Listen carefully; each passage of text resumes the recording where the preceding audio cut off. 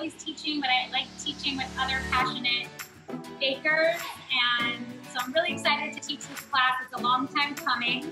How is everybody with your batter? Is it like kind of like a nice, kind of sticky batter, right?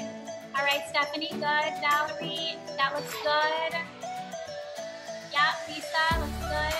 Rana, my cupcake dough is really thick. Should I be adding more? It's thick. It is a thicker dough, the cupcake dough, which is also fun because this is now a ready-to-eat dough. Valerie, that looks delicious. How does it taste? Good. You can lick the spatula, lick the bowl, lick your fingers, all the licking. So again, you can easily make this frosting vegan. Instead of butter, you can use like Earth Balance or Miyoko's, one of the vegan butters that are out there. How does everything taste?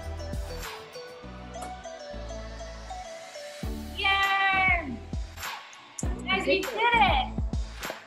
We made cookie dough, stuffed and frosted cupcakes in an hour and 21 minutes.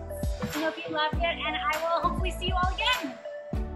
Thank you. Bye. Thanks. Bye. Bye so much.